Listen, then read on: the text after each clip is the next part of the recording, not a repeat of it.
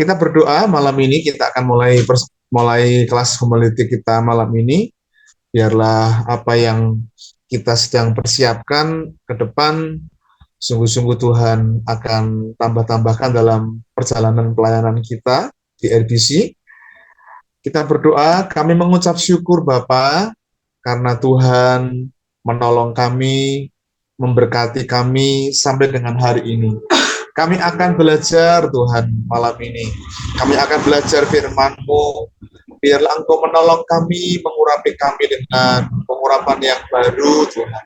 Sehingga saat kami belajar, kami boleh menangkap apa yang menjadi pesan Tuhan pada malam ini Tuhan. Bahkan apa yang kami pelajari malam ini sungguh-sungguh akan menolong kami, terutama dalam memperlengkapi kami untuk kami boleh ikut ambil bagian dalam pelayanan sebagai seorang penyampai firman. Tuhan, Engkau menolong kami. Berkat Tuhan melimpah atas kehidupan kami semua. Di dalam berkat nama Yesus kami berdoa mengucap syukur. Haleluya. Amin. Ya, puji nama Tuhan. Selamat malam Bapak Ibu Saudara yang dikasihi oleh Tuhan. Ini adalah pertemuan kita yang ketiga setelah kita belajar tentang secara simpel tentang bagaimana khotbah, dan kita kemarin juga telah belajar tentang bagaimana sistem membongkar ayat dengan sistem kebenaran kekal, dan juga kemarin kita belajar tentang sebuah sistem yang memang menolong kita untuk kita menangkap dari apa yang Tuhan inginkan, terutama dalam pembelajaran kita sebagai seorang pengkhotbah gitu. Oke, kita lanjutkan pertemuan kita malam ini.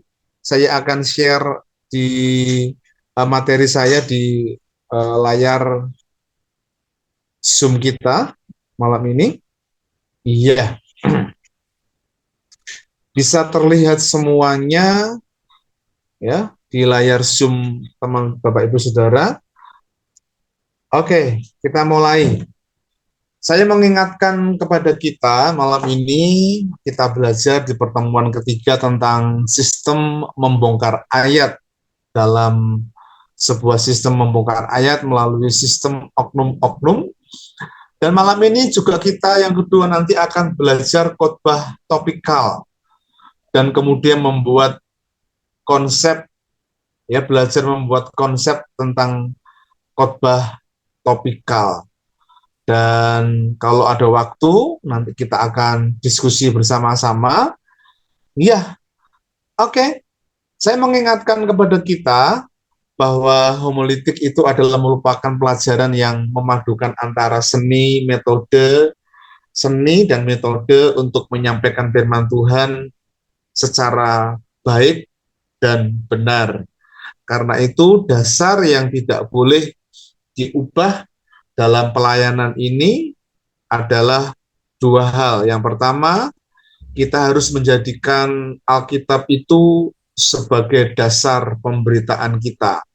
Jadi semua yang kita sampaikan itu berbasik dari kebenaran yang kita yakini, yaitu Alkitab. Dan yang kedua, yang perlu menjadi hal yang penting yang perlu kita perhatikan bersama adalah Yesus itu adalah sebagai pusat pemberitaan kita, ya.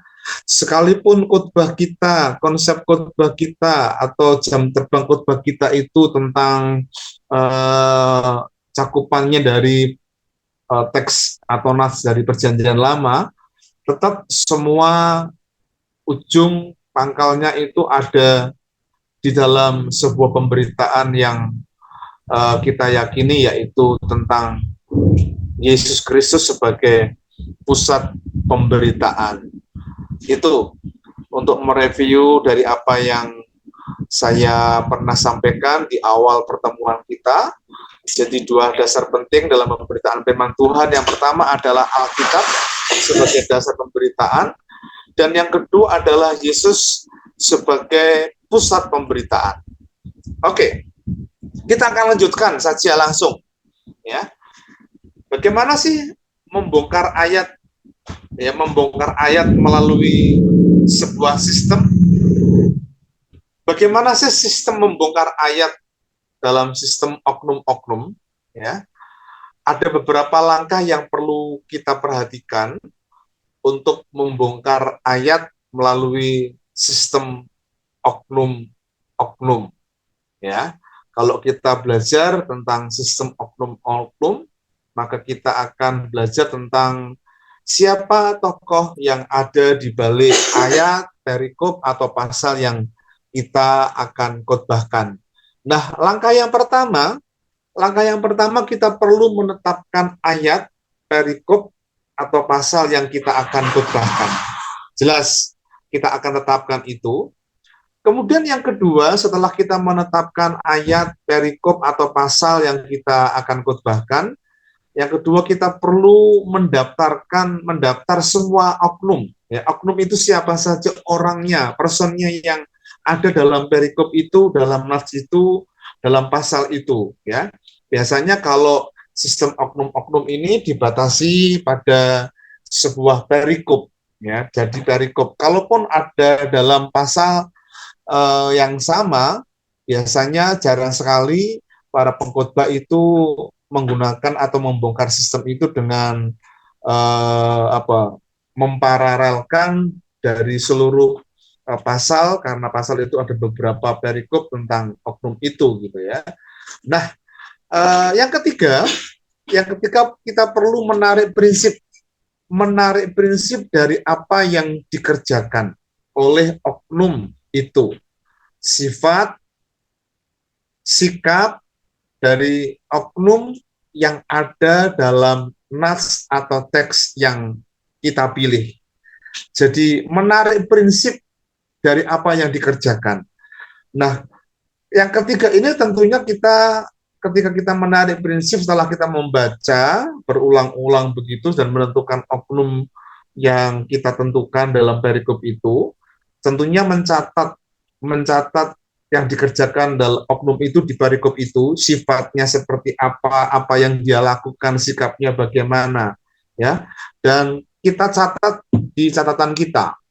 Dan memang pengkhotbah itu tidak boleh lupa bahwa kita perlu memiliki catatan, ya, buku catatan, agenda yang kita perlu miliki sebagai persiapan kita untuk membuat konsep khotbah kita gitu.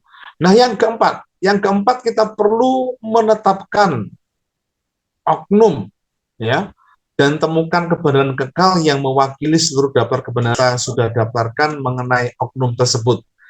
Jadi tetapkan oknum itu, misalnya dalam perikop itu ada 2 atau 3 nama, ya, kita bisa pilih salah satu, ya. Tapi kalau kita mau memperkaya khotbah kita, ya, dengan topik oknum yang berbeda, orangnya begitu, tentunya kita juga akan daftarkan semuanya. Nah, nanti saya akan memberikan contoh. Nah, setelah kita tetapkan oknum dan menemukan kebenaran kekal tentang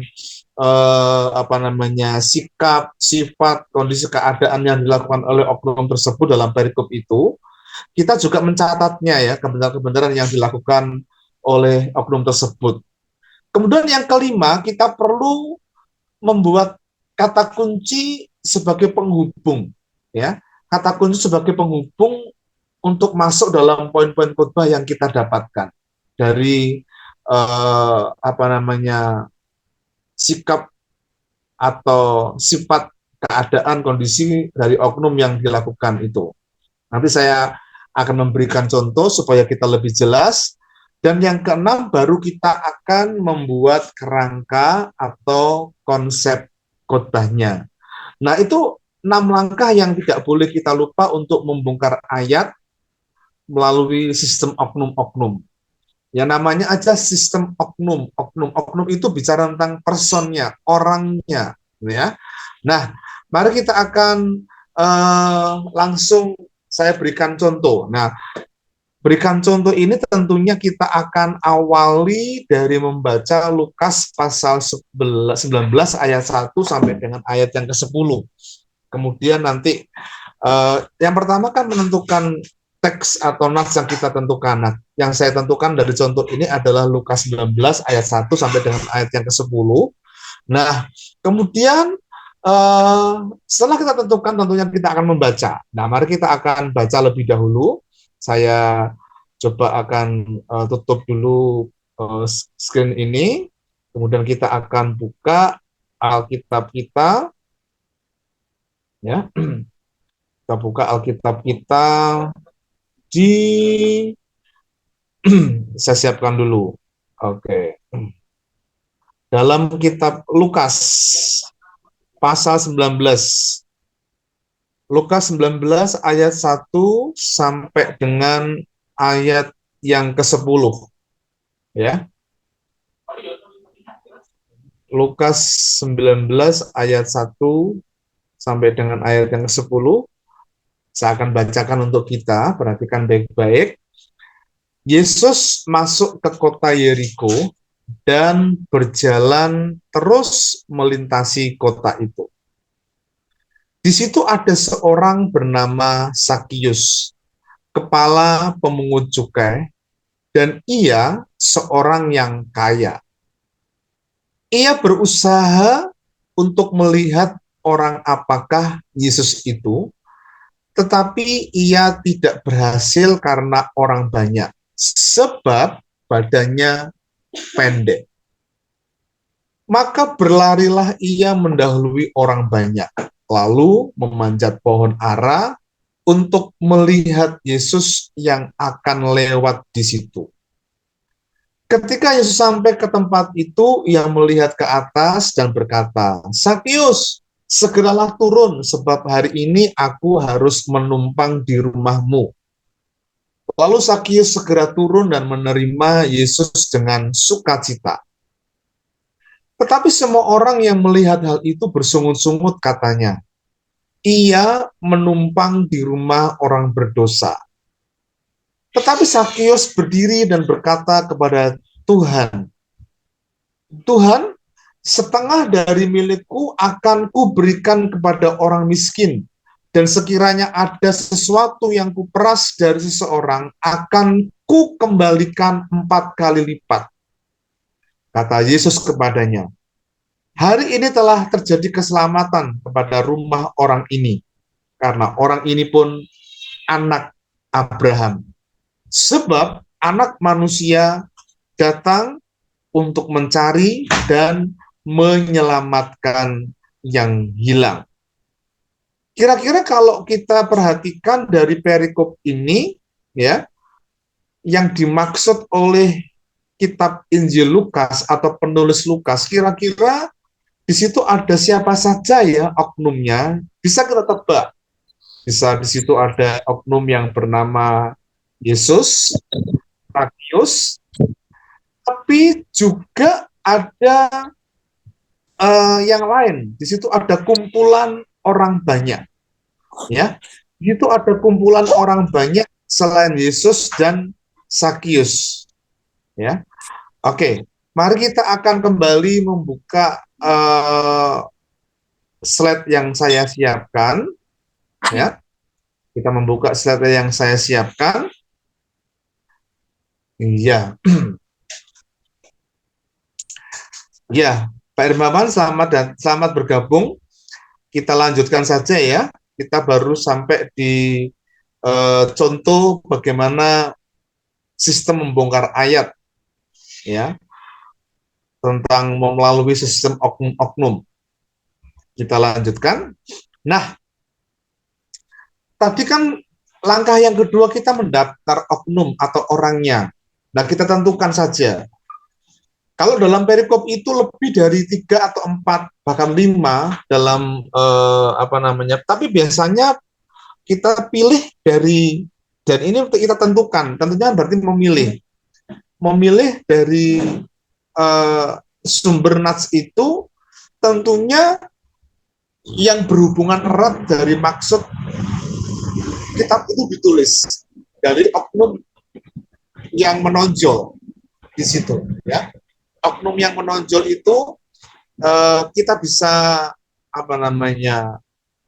ambil kebenaran-kebenaran di situ dan kemudian kita bisa khotbahkan. Nah, kalau kita bisa menentukan oknumnya, tadi kan ada Yesus, Sakius, dan orang banyak. Mari kita akan sekarang mencari prinsip yang dikerjakan oleh oknum tersebut. Jadi prinsip itu kita temukan bagaimana sifat, bagaimana sikap, bagaimana kondisi yang dilakukan oleh oknum tersebut. Ya, oke. Langkah yang ketiga, kita mencatat semuanya. Saya memberikan contoh ini, ya.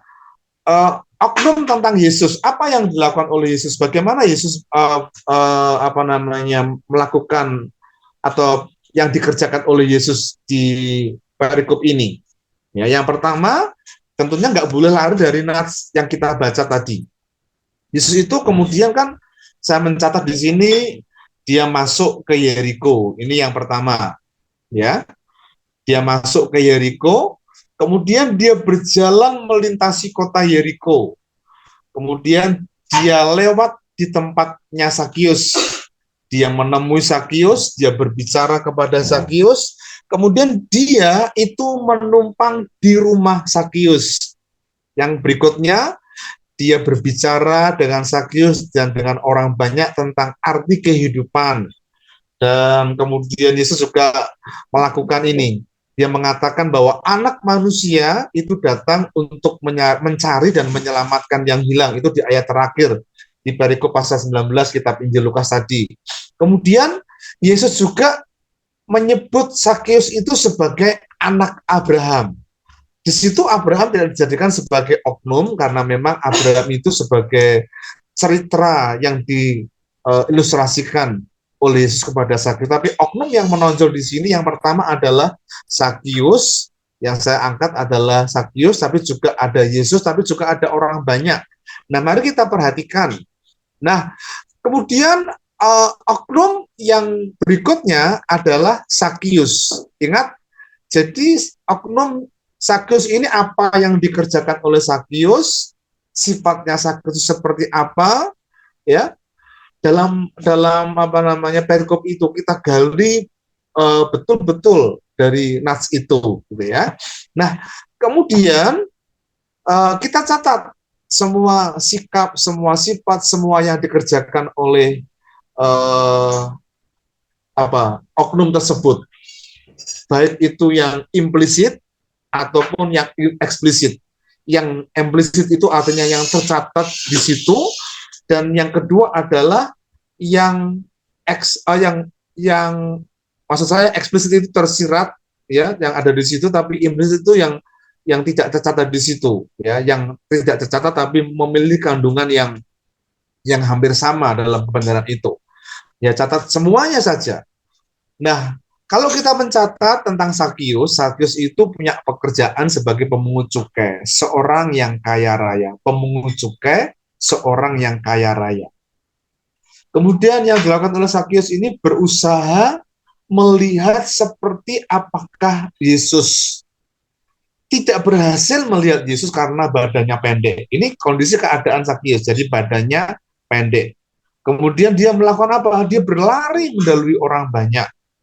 Yang berikutnya, dia memanjat pohon ara untuk melihat Yesus seperti apa Yesus itu. Kemudian segera turun dari pohon karena Yesus akan menumpang di rumahnya. Ini yang dilakukan oleh Sakius. Kemudian Sakius itu menerima Yesus dengan sukacita. Ya, itu yang dilakukan oleh Sakius. Sakius juga berdiri dengan mengatakan sebuah ikrar begitu, sebuah janji, ya. Kemudian dia mengatakan juga dia akan membantu orang miskin dan orang yang pernah dirugikan sebanyak 4 kali lipat.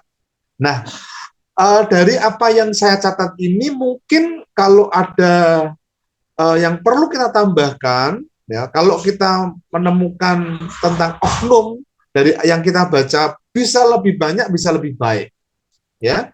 Tapi karena ini hanya satu slide begitu, maka saya hanya mengambil inti dari apa yang betul-betul menjadi inti dikerjakan oleh Sakius ini. Ya, berikutnya Di situ juga ada oknum yang lain, yaitu orang banyak. Orang banyak, apa yang dikerjakan oleh orang banyak? Yang dikerjakan oleh orang banyak ini menghalangi Sakyus yang ingin melihat Yesus. Kemudian orang banyak ini bersama-sama ingin menyaksikan juga apa yang dilakukan oleh Yesus. Orang banyak ini bersungut-sungut karena Yesus itu menumpang di rumah Sakyus yang dikenal oleh mereka sebagai orang berdosa karena profesinya sebagai seorang pemungut cukai. Dan orang banyak ini menghakimi Yesus. Ya, ini sifat sikap apa yang dilakukan oleh orang banyak dalam perikop itu kita catat seperti itu. Kemudian orang banyak ini juga dia mengatakan seorang rabi kok bergaul dengan memungut cukai orang berdosa. Dan orang banyak ini tidak menerima janji keselamatan sebagai anak Abraham, sebagai bapak orang beriman. Jadi semua sikap yang dilakukan oleh Yesus, semua apa yang dikerjakan oleh Yesus, semua apa yang dikerjakan oleh Sakyus, karena kita menentukan oknumnya itu kan Yesus, Sakyus, dan juga orang banyak. Nah, kalau di perikop itu ada lebih dari 3 atau 4 bahkan sampai 5, saya sarankan untuk kita menemukan apa namanya, tokoh atau oknum kunci yang memang paling menonjol, bisa 2-3 orang dari oknum itu. Tapi sekali lagi semakin banyak kita belajar untuk kita menyampaikan dan memilih banyak oknum begitu, maka itu akan memperkaya khotbah kita, tapi juga akan menuntut ketelatenan dan ketekunan kita dalam belajar. Tapi seorang pembelajar dia akan tekun, seorang pembelajar dia akan berusaha walaupun apa namanya di tengah-tengah pembagian waktu dan sebagainya tetap akan diusahakan karena itu akan memperkaya, memperlengkapi dari apa yang akan disampaikan. Oke, nah sekarang langkah yang keempat. Langkah yang keempat itu kan kita perlu menemukan kata kunci, ya. Kata kunci dan juga nanti kita akan membuat kalimat kunci atau kalimat preposisi. Preposisi itu adalah kalimat penghubung, ya. Kalimat penghubung antara tema dan juga apa namanya isi poin yang kita akan sampaikan dalam khotbah kita. Ya, oke, kita masuk kepada kata kunci.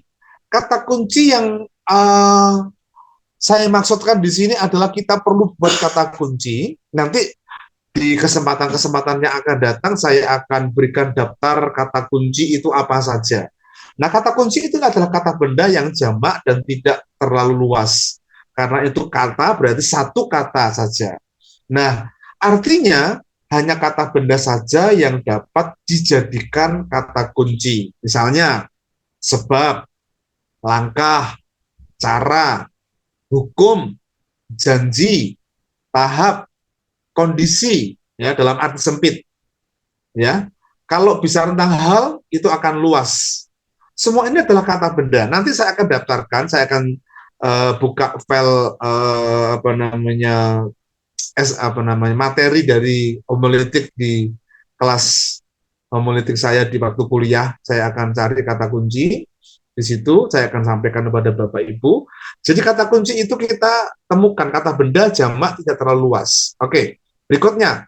Nah, setelah kita membuat kata kunci, ya, kita perlu membuat kalimat kunci atau preposisi. Nah, kalimat kunci itu bisa juga disebut sebagai preposisi atau kalimat yang berhubungan dengan tema, ya. Jadi kalau tema itu merupakan pokok keseluruhan khotbah kita, sedangkan kalimat kunci itu adalah kalimat yang menjelaskan dari apa yang kita katakan tentang tema itu. Nah, nanti saya akan berikan contoh, ya. Tapi tema dan kalimat kunci itu sangat erat berkaitan. Oke?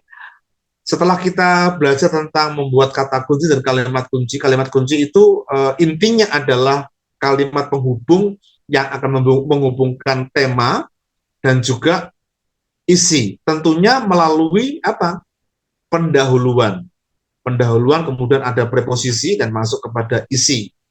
Ya, itu yang dapat kita lakukan untuk persiapan. Oke. Nah, sifat dari kalimat kunci. Jadi menyatakan tujuan khotbah. Ya, menyatakan tujuan khotbah, kemudian memuat sebuah kebenaran kekal. Merupakan kalimat pendek tidak lebih dari 14 kata. Harus jelas bagi pendengar dan pengkhotbah. Mengandung semua pokok pikiran dari apa yang kita sedang akan sampaikan. Kemudian menuntut suatu keputusan dari pendengar. Artinya ini menarik dan pendengar itu akan memutuskan ya untuk mengikuti. Dan kalimat kunci itu memuat sebuah kata kunci di situ. Dari perikop, dari pembelajaran tentang kalimat kunci dan kata kunci, mungkin Bapak Ibu cukup bingung karena ini cukup ilmiah begitu, cukup akademis gitu ya. Tapi ini akan mempermudah kita. Saya sudah mencoba untuk mempermudah supaya kita memahami. Nah, untuk memahaminya kita perlu melanjutkan dari contoh kita tadi, Lukas pasal 19 tadi. Nah, saya kemudian menentukan sebuah kata kunci dan preposisinya seperti ini. Sekali lagi ya, kata kunci itu memang kalau kita pandai membuat gitu ya, kata kunci dalam arti kita bisa menentukan sendiri kata bendanya tadi itu karena kita belajar bahasa Indonesia begitu ya, maka itu akan menolong kita, itu akan mudah. Tapi kalau tidak nanti saya akan bantu memberikan kata kunci untuk kita gitu ya. Nah, dalam Lukas 19 ayat 1 sampai 10 tadi itu, setelah saya menentukan oknum yang pertama adalah Yesus, kemudian Sakius dan juga orang banyak, saya kemudian menemukan dan kemudian juga sudah membuat mencatat semua apa yang dilakukan oleh oknum-oknum tadi itu. Saya membuat kata kunci. Kata kunci yang pertama itu adalah tindakan, dan kata kunci yang kedua adalah perubahan. Nah, itu. Dan kalimat kuncinya itu adalah tindakan iman seorang yang berjumpa dengan Yesus. Ingat, kata kalimat kuncinya atau preposisinya itu ada isinya, isi kata kuncinya, yaitu tindakan. Tindakan iman seorang yang berjumpa dengan Yesus. Dan yang kedua adalah perubahan. Kalimat kuncinya adalah perubahan hidup seorang yang berjumpa dengan Yesus. Nah, dari kata kunci dan kalimat kunci ini, kita bisa buat konsep khotbah kita dengan membuat poin-poinnya dari daftar yang kita daftarkan dari oknum yang kita belajar tadi itu, yang kita catat di situ ya. Jadi tentang pemungut cukai yang bernama Sakius itu apa yang dilakukan, sifatnya bagaimana, keadaannya bagaimana, Yesus juga demikian, apa yang dilakukan, sifatnya bagaimana, sebagainya, itu kita catat tadi itu. Di sini kita bisa jadikan poin-poinnya setelah kita mendaftar atau membuat kata kunci dan kalimat kuncinya. Oke, masuk berikutnya ya. Oke, nah sekarang kita buat kerangka khotbah. Kerangka khotbah saya jadi tentang tadi kan kata kunci dan kalimat kunci itu adalah tindakan. Tindakan iman seorang yang berjumpa dengan Yesus. Nah, saya tulis di situ 3 tindakan iman seorang yang berjumpa dengan Yesus. Apa saja? Ya, tindakan iman itu dia berusaha datang kepada Yesus. Ini yang pertama, dan ini lahir dari mana? Dari oknum yang memang kita dapatkan dari perikop itu, dari perikop yang kita catat tadi itu. Ya, kemudian dari kerangka khotbah saya ini ya berlari memanjat pohon. Ini tentang Sakyus ya, tentunya karena apa namanya tokoh sentralnya di situ adalah oknumnya itu yang paling menonjol itu Sakyus ya. Jadi saya buat tentang Sakyus ini. Dia berusaha datang kepada Yesus dan tindakan iman yang kedua itu berlari memanjat pohon ya. Ini tindakan iman loh, berlari dan memanjat pohon ini tindakan iman. Karena ingat dia seorang yang kaya, dia bahkan badannya pendek, badannya gemuk gitu ya. Nggak mudah loh untuk berlari dan juga nggak mudah loh untuk memanjat pohon. Nah, itu tindakan iman. Nah, tindakan iman berikutnya yang ketiga itu adalah menerima Yesus di rumahnya. Nah, dari tiga, tiga poin itu kita bisa buat khotbah loh. Kita bisa sampaikan khotbah melalui khotbah kita. Oke, kita lanjutkan dulu di tentang kata kunci tentang perubahan. Oke, tiga perubahan hidup seorang yang berjumpa dengan Yesus. Karena tadi kan kalimat kuncinya adalah perubahan hidup seorang yang berjumpa dengan Yesus. Nah, siapa itu? Sakyus. Nah, tiga perubahannya itu apa? Yang pertama adalah menerima Yesus di rumahnya dengan sukacita. Wah, yang tadinya Sakyus itu kan dia pengen tahu siapa Yesus itu dengan deg-deg plus dan muka yang tidak bersuka cita, cemberut begitu ya mungkin. Tapi ketika dia menerima Yesus di rumahnya, dia menerima dengan sukacita. Itu perubahan hidup Sakyus. Ya.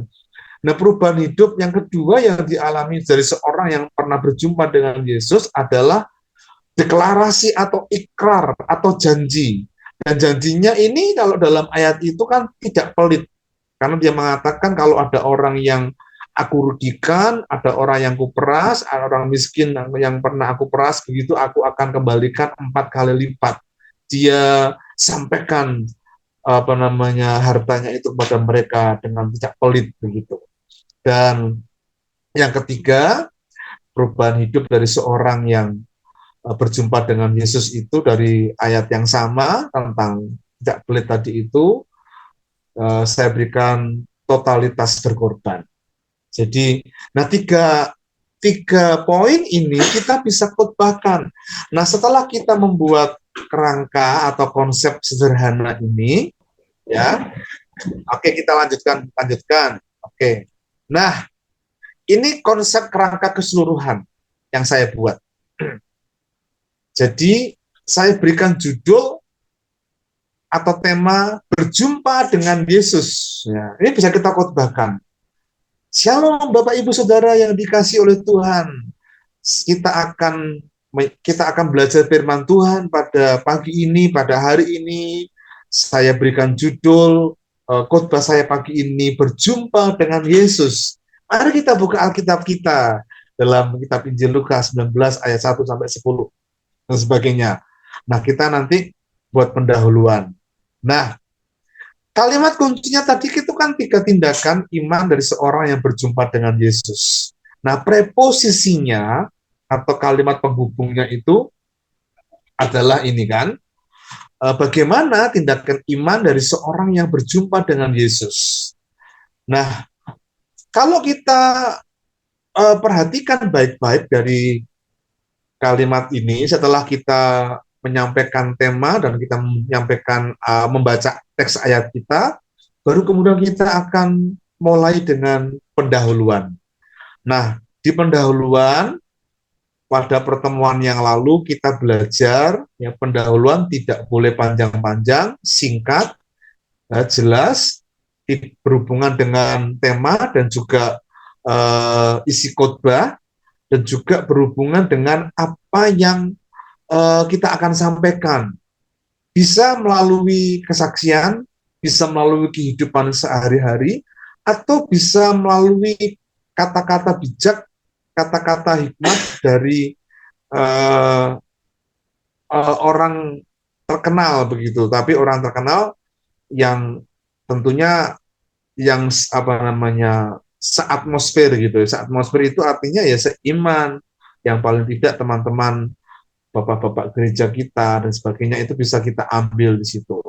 Nah, kalau bicara tentang berjumpa dengan Yesus, semua orang kan pernah berjumpa Yesus dengan secara pribadi, dan kita bisa menceritakan eh, ini, menceritakan pengalaman kita, perjumpaan kita secara pribadi dengan Tuhan secara pribadi waktu kita pertama kali mengenal Yesus itu. Kita bisa ceritakan itu, ya.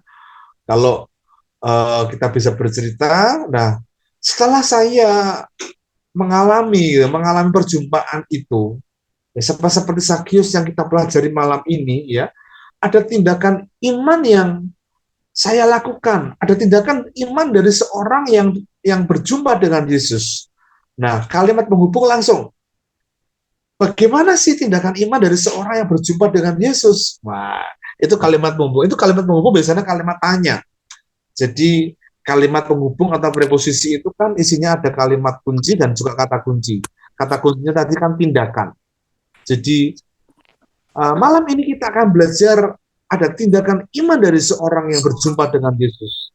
Ya, bagaimana tindakan iman dari seorang yang berjumpa dengan Yesus gitu. Yang pertama, ya, yang pertama tindakan ini adalah orang ini berusaha datang kepada Yesus. Ini iman, datang kepada Yesus. Nah, sampaikan kemudian berlari memanjat pohon, menerima Yesus. Nah, setelah kita buat konsep seperti ini, kita bisa tambahkan ini, Bapak Ibu. Kita bisa tambahkan ini, apa namanya, ayat pendukung atau ayat referensi kita. Dan setelah itu masuk pada kesimpulan. Ingat, kesimpulan itu bisa review kembali dari apa yang kita sampaikan, kemudian juga bisa sebuah kalimat yang memang tidak masuk dalam poin yang kita sampaikan, tapi berhubungan erat, atau bisa melalui ilustrasi, bisa melalui video dan sebagainya. Ya, itu tergantung dari kreativitas kita. Yang jelas ada kesimpulan itu adalah sebuah penekanan tujuan dari apa yang kita sedang sampaikan. Tujuan atau tema itu kan berjumpa dengan Yesus. Nah, kita nggak bisa lari dari itu. Nggak bisa lari artinya nggak bisa buat itu terlalu jauh dari apa namanya tema kita. Dan berjumpa dengan Yesus itu kan ada hasilnya apa, itu bisa kita buat simpulkan gitu. Oke, nah itu kerangka khotbah yang saya berikan contoh buat teman-teman. Nah, tentang ini teks yang sama dalam kalimat kunci atau kata kunci yang berbeda. Yang berikut ini tema saya yang saya berikan contoh ini adalah berubah. Ya, satu kata enggak, Bapak? Jadi tema itu kan bisa 1, 2, 3 kata, tapi nggak boleh panjang-panjang karena bukan skripsi, bukan apa namanya penemuan ilmiah, tapi sebuah khotbah. Jadi nggak boleh panjang-panjang. Pendek, berubah, itu simple, nggak masalah. Jadi setelah kita buat tema, tentunya ada pendahuluan, dan kalimat kuncinya tadi saya tuliskan 3 perubahan hidup dari seorang yang berjumpa dengan Yesus. Nah, kalimat penghubungnya atau preposisinya, ya, perubahan apakah yang terjadi dalam hidup seseorang ketika berjumpa dengan Yesus? Ada 3 hal ini, Bapak Ibu Saudara yang dikasih Tuhan. Nah, kita bisa sampaikan itu. Yang pertama adalah menerima Yesus di rumahnya dengan sukacita. Ya, mari kita baca ayatnya. Sakius kan, tentang Sakius disampaikan itu. Kemudian ini menerima Yesus di rumahnya dengan sukacita itu kan tidak lari dari mana-mana, tapi ini dari perikop atau dari nas yang kita baca tadi itu, apa yang dilakukan oleh oknum yang bernama Sakius tadi itu. Nah, kemudian yang kedua saya sampaikan di situ, setelah berjumpa dengan Yesus, Sakius ini berikrar, mendeklarasikan, ya tadinya dia pelit, dia nggak pelit. Itu kan perubahan, ya, perubahan. Dan yang ketiga, totalitas berkorban. Totalitas berkorban ayatnya yang kita baca tadi itu, Kalau ada orang miskin, ada orang yang pernah kuperas, aku akan bantu orang miskin, aku akan kembalikan 4 kali lipat. Ini totalitas. Nah, itu juga kita bisa sampaikan referensi-referensi ayat yang memang mengena pada apa yang kita sampaikan. Karena referensi itu akan mendukung banget dari apa yang kita sampaikan dalam poin kita. Oke, ini sekarang langkah membuat khotbah topikal. Langkah membuat khotbah topikal. Jadi tadi kan kita belajar membongkar ayat dengan sistem oknum-oknum, ya. Oknum itu person, oknum itu orangnya, pribadinya, ya. Kemudian sekarang kita melangkah tentang topikal. Dari kata topikal saja ini tentunya yang kita lakukan pertama adalah menentukan topik atau tema. Nah, tema yang kita buat itu tidak boleh jauh lari dari teks yang kita buat. Dan karena ini topikal, nas atau teks yang kita buat itu ada beberapa yang kita rangkum, yang kita buat. Misalnya kalau topiknya A begitu ya, kita menentukan ayat yang paling utama, ada beberapa ayat, memang ada beberapa ayat, ada beberapa teks yang kita cantumkan di situ. Ya, tapi tema yang kita buat itu adalah lahir dari teks utama. Ya, dari teks utama nanti saya akan berikan contoh kepada Bapak Ibu. Ya, nah, setelah menentukan tema yang lahir dari teks itu, dan teks itu karena topikal tidak harus satu perikop, bisa satu ayat dari teks yang berbeda-beda, dari semua pasal, dari kitab Yosua, Hakim-Hakim, dan sebagainya. Tapi kalau saya boleh menyarankan, jadi teks yang kita buat dari tema itu, misalnya kalau kita menentukan teks yang kita ambil itu dari surat Paulus, ya sebaiknya supaya kita itu selaras dari pokok pikiran yang menjadi sebuah tujuan dari penulis awal kitab itu, maka jangan terpengaruh dengan ayat-ayat yang memang itu tidak ditulis oleh Paulus gitu ya, apalagi dalam perjanjian lama. Tapi boleh saja, nggak masalah karena memang dari konteks jauh yaitu perjanjian lama. Kalau kita buat di awal itu teksnya adalah perjanjian baru atau sebaliknya kalau perjanjian lama ya kita bisa gunakan referensi dari teks yang lain dari perjanjian baru boleh gitu ya. Tapi untuk mempermudah dan saya menyarankan kalau bisa segaris sepemikiran dari penulis pertamanya. Jadi kalau Matius ya kurang lebih perjanjian lama perjanjian baru tentang konsep kondisi keadaan Yesus yang memuridkan Matius gitu dan sebagainya. Oke, kita berikutnya buat pendahuluan. Jelas selalu setelah tema nas ada pendahuluan yang kita buat. Kemudian tentukan ayat atau nas Alkitab sesuai dengan topik atau tema. Ini langkah yang tadi saya sampaikan. Kemudian yang berikutnya adalah buat kerangka atau konsep khotbah, poin-poinnya dari nas yang kita pilih. Nah, untuk menemukan poin-poin yang kita temukan dalam khotbah topikal ini, itu kita bisa gunakan sistem membongkar ayat yang pernah kita pelajari, yaitu sistem kebenaran kekal dan juga sistem oknum-oknum. Ya, sistem kebenaran kekal kan lebih simpel dibandingkan sistem oknum-oknum yang kita sudah pelajari. Setelah kita menemukan poin dari yang kita buat dalam sistem membongkar ayat tadi, kita langsung buat kesimpulan. Nah, kerangka khotbah topikal atau langkah-langkah ini yang harus kita ikuti. Ini patron yang konsep langkah-langkah yang sederhana yang saya ringkas gitu ya. Oke, contoh sekarang. Oke, contoh khotbah topikal. Saya berikan tema setelah saya membaca dari Markus 16 ayat 9 sampai 14 dan juga Matius 27 ayat 55 sampai 56. Saya menentukan sebuah tema. Temanya adalah tentang mencintai Tuhan. Nah, kalau bicara tentang mencintai Tuhan, itu kan familiar, dikenal, dipahami oleh orang, ya. Kemudian menarik juga tema itu, gitu ya.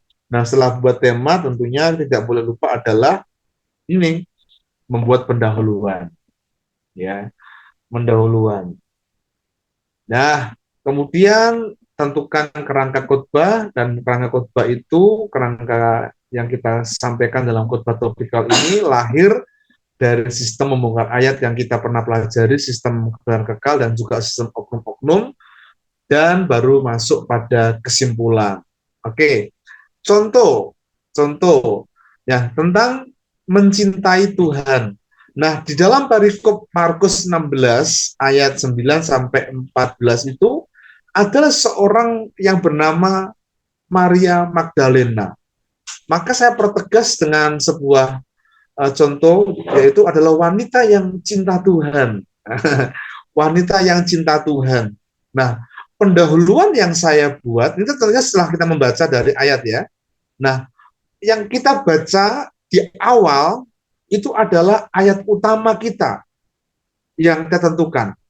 Ada ayat-ayat yang kita tentukan, seperti yang saya sampaikan tadi, kan ada Matius pasal 27 ini, ya.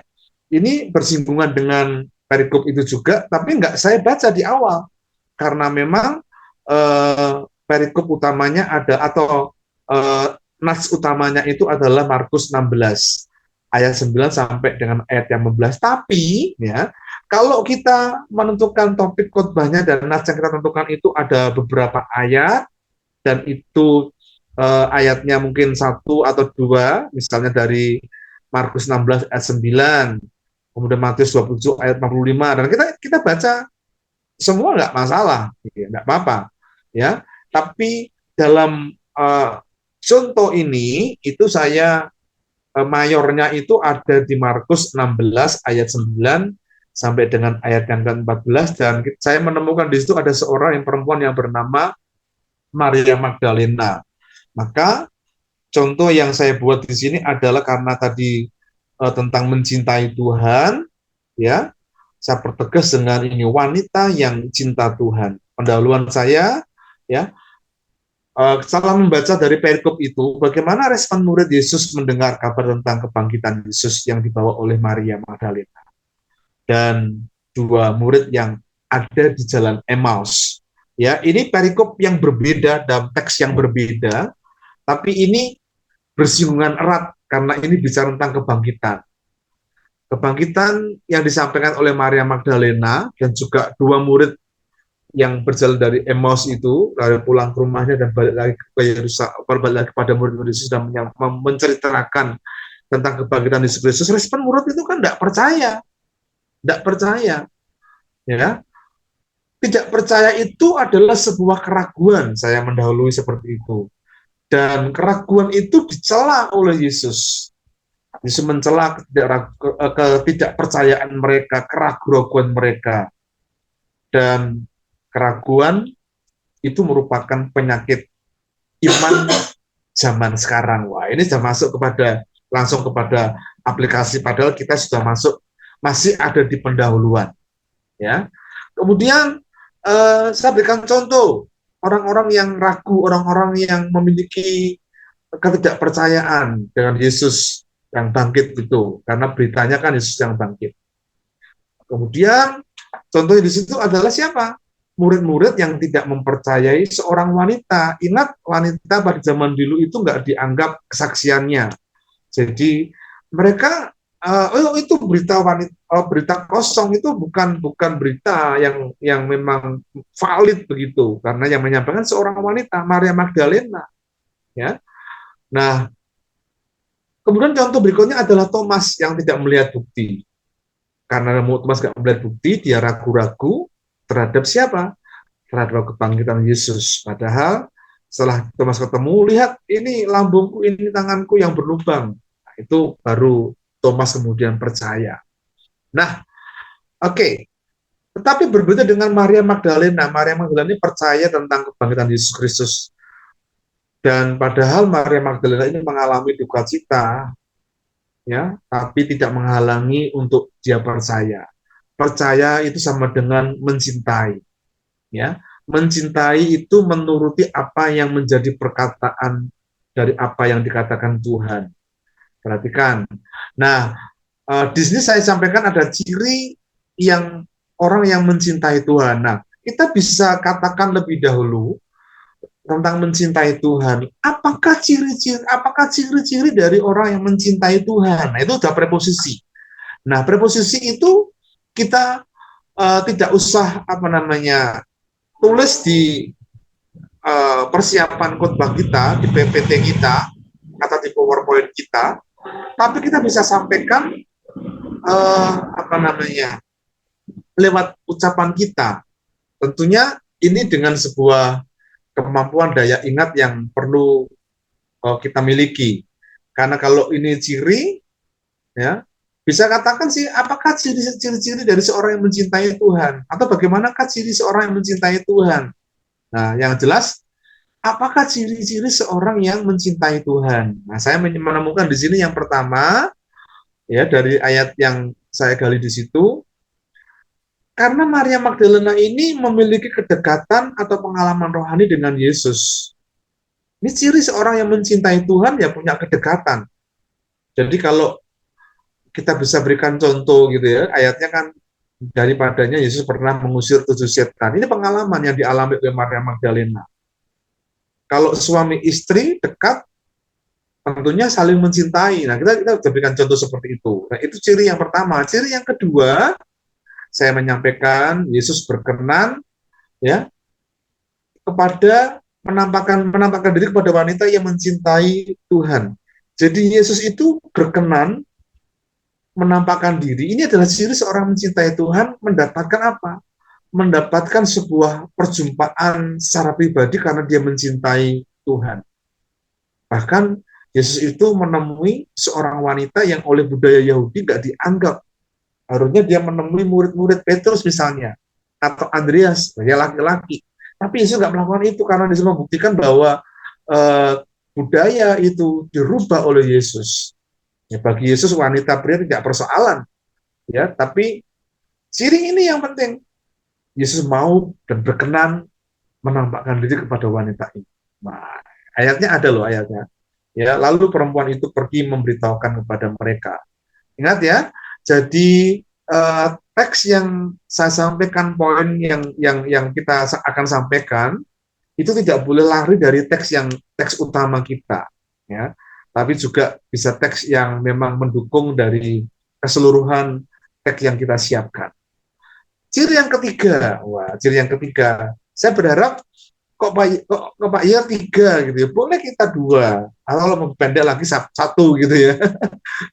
Tapi biasanya 3, 4 itu sudah cukup panjang, apalagi 5 ya cukup panjang. Karena kalau bicara tentang poin begitu ya, uh, biasanya pendengar itu akan sulit untuk mengingat kalau terlalu banyak poin.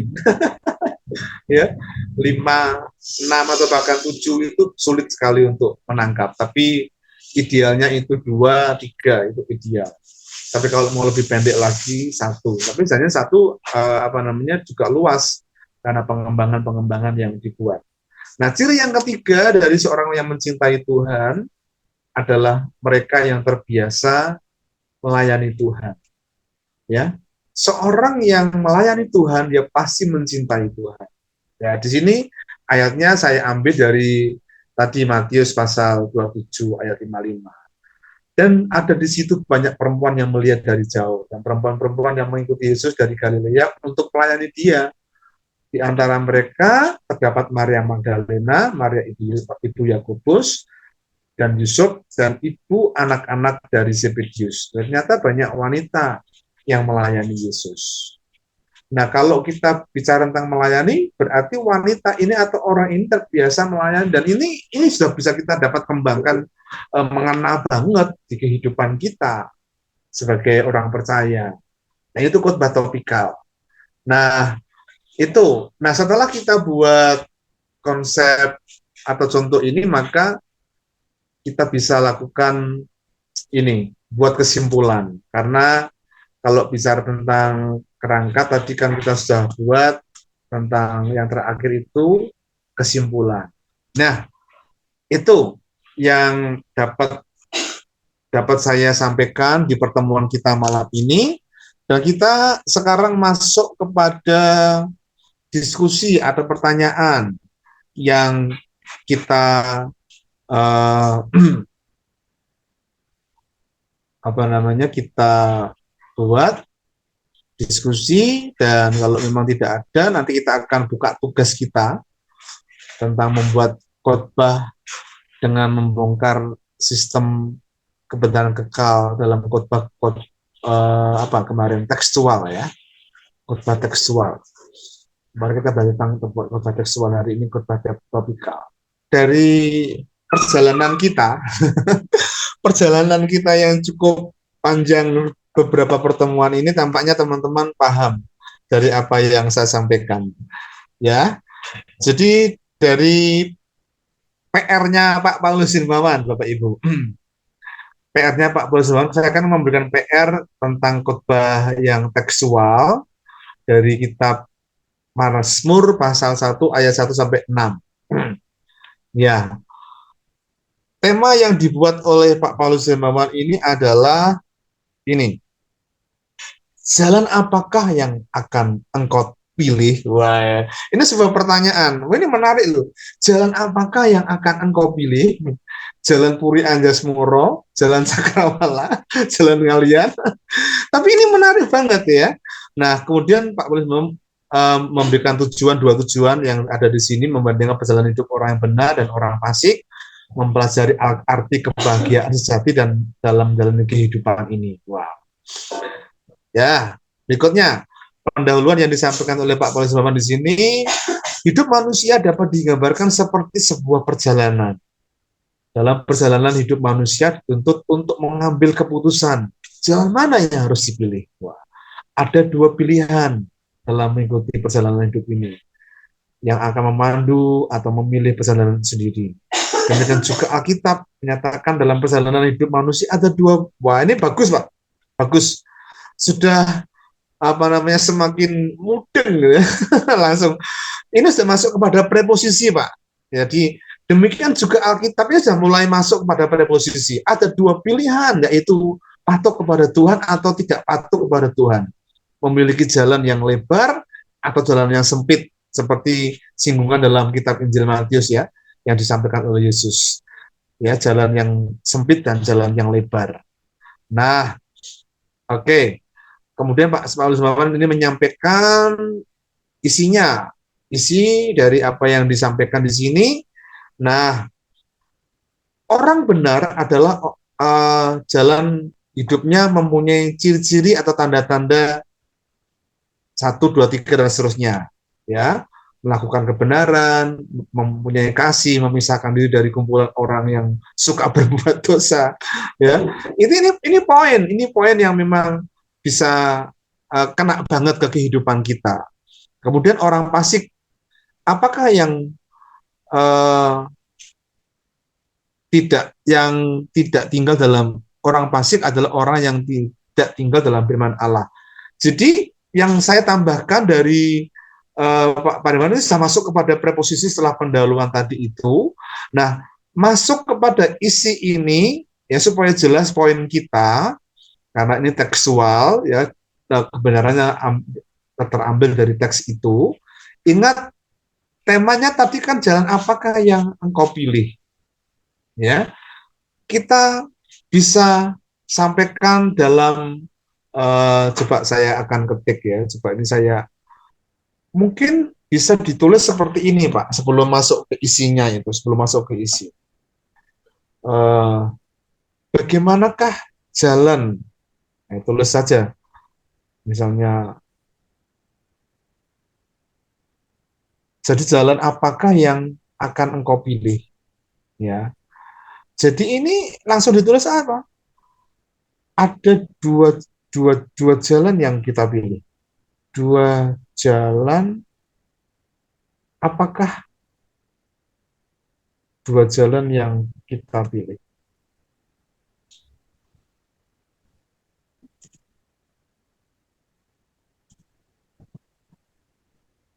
Di sini kan ada orang benar dan orang fasik. Apakah dua jalan yang kita pilih? Nah, itu masuk yang pertanyaan preposisi. Kemudian masuk jalan. Yang pertama adalah ini, jalan hidup orang benar. Nah, itu Pak. Kemudian yang berikutnya adalah jalan hidup orang fasik. Jalan hidup orang fasik. Nah, ini sudah kena banget ke apa namanya untuk dikhotbahkan. Nah, jalan hidup orang benar masuk kemudian ciri-ciri atau tanda tadi dan sebagainya. Nah, oke, bagus Pak. Kemudian juga digambarkan Pak Wali di sini menyampaikan jalan hidup orang benar itu akan mengalami kebahagiaan, tapi jalan orang fasik di sini akan seperti sekam dan sebagainya. Kemudian masuk kepada kesimpulan jalan Tuhan adalah jalan menuju kebahagiaan yang sejati. Bagus. Ya, sudah kena Pak Hermawan, ini sudah bisa dikhotbahkan dan layak untuk menjadi pengkhotbah. Nanti kita belajar untuk menyampaikan ya di pertemuan yang akan datang. Oke, ya, saya akan coba miliknya Bu Nana sekarang. Bu Nana tadi sudah kirim di chat WA ya. Di chat WA berarti saya harus mana nih? Di homility class. Homility class. Oke.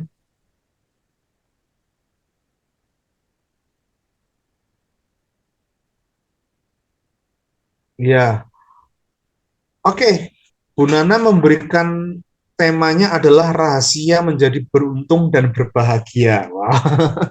Semua orang pengen beruntung, tapi juga pengen berbahagia. Karena bisa jadi orang yang berbahagia pasti beruntung, dan orang yang beruntung pasti akan berbahagia. Wah, luar biasa. Oke, dia memberikan pendahuluan. Saat ini kita bisa menjadi ragu karena sekarang ini ada banyak yang disebut oleh kehidupan yang kelihatan nyata terpampang di berita atau viral di sosmed, orang jahat, penipu dan sebagainya. Lebih beruntung dan kelihatan bahagia. Tapi orang benar, hidup ditindas, seringkali hidupnya susah, tidak beruntung. Benarkah demikian? Mari kita belajar. Nah, ini sudah masuk pada preposisi, ya, langsung kepada pertanyaan. Mari kita belajar menurut benaran dari Mazmur 100 ayat 1 sampai 6. Mari kita lebih dahulu membaca tentang itu orang benar dan orang fasik. Nah, ya juga menyampaikan ciri orang benar seperti apa, bla bla bla, kemudian ciri orang fasik seperti apa, dan kemudian juga disampaikan orang fasik adalah orang yang tidak mengenal Tuhan. Mungkin ini Bu Nana belum masih memberikan kesimpulan kepada kita, ya. Tapi yang jelas dari semua tulisan Pak Paulus Hermawan dan Bu Lina dan teman-teman pasti juga kalau membuat pasti juga baik begitu ya. Oke. Nah, bagus, bagus Pak Hermawan, Bu Lina. Saya akan berikan contoh punya saya, bikinan saya. Mazmur 1 ayat 1 sampai 6 ini dengan tema adalah ini. Jalan hidup orang benar versus jalan hidup orang fasik. Wah. Jadi itu kita bisa buat. Versus itu arti berlawanan. Jadi bisa kita buat. Pendahuluan saya buat di situ, isi. Tentunya kalau kita buat seperti ini memang dalam rangka apa namanya, kalau dalam rangka pembelajaran seperti yang teman-teman buat itu harus ditulis begitu. Tapi kalau bagi teman-teman yang sudah terbiasa mungkin eh, ini akan apa namanya bisa tulis di situ. Nah, oke, masuk kepada isinya bagaimanakah jalan hidup orang benar? Ini pokok yang pertama ya, kalau diberi di A begitu. Kemudian pokok yang berikutnya kan B, bagaimanakah jalan hidup orang fasik begitu ya. Nah, yang pertama jalan hidup orang benar itu ini tidak berjalan menurut nasihat orang fasik, tidak berdiri dalam jalan orang berdosa, tidak berkumpul dengan para pencemooh, ya. Nah, ayat-ayatnya bisa kita apa namanya buat referensinya di situ juga, ya. Kemudian jalan hidup orang benar itu yang keempat adalah kesukaannya Taurat Tuhan, ya. Taurat Tuhan atau firman Tuhan. Ini lahir dari kebenaran dari Mazmur 1 ayat 1 sampai 6. Kemudian bagaimanakah jalan hidup orang fasik? Yang pertama, hidup orang fasik seperti sekam yang ditiup angin. Jalan hidup orang fasik tidak akan tahan dalam penghakiman. Jalan hidup orang fasik menuju kepada kebinasaan. Dan kita masuk kepada poin berikutnya, itu keuntungan jalan hidup orang benar, ya. Ini mengalami kebahagiaan, mengalami pemeliharaan, memperoleh kehidupan yang kekal. Nah, ingat kata kuncinya di sini itu yang kalau boleh disimpulkan, baik yang saya buat, yang dibuat oleh Pak Irmawan, atau dibuat oleh Bu Nana tadi, itu adalah perjalanan, journey, jalan hidup kita, gitu ya. Jalan hidup kita itu kalau kita benar, kita akan beruntung. Ya, kalau Bu Nana tadi itu menyampaikan bahwa orang jahat itu kelihatannya bahagia, ya, orang fasik itu kelihatan bahagia, tapi ya tadi itu seperti sekam yang dia tiup angin, nggak kekal, gitu ya. Lalu kebahagiaan itu bagi orang benar betul-betul kebahagiaan yang sejati, yang memang mungkin saja di dunia ini kita kelihatannya tidak bahagia karena menderita kekurangan dan sebagainya, tapi di kemudian hari di kehidupan kekal kita akan menikmati kebahagiaan yang sesungguhnya. Juga jangan lupa pemeliharaan Tuhan itu akan ada dalam jalan hidup orang benar. Itu kita berikan contoh-contoh dan sebagainya sehingga kita bisa menikmati sampai akhir hidup kita, bahkan jalan hidup orang benar itu akan memiliki kehidupan yang kekal. Wow. Nah, itu karena ini versus ya, di jalan hidup orang benar versus jalan hidup orang fasik, dan kita kesimpulannya adalah mana yang Anda pilih? Ya, mana yang kita pilih? Kita sampaikan kepada itu apa namanya? Kalau itu di versus kan siapa yang menang? Tentunya masing-masing dalam arti pilihan kita.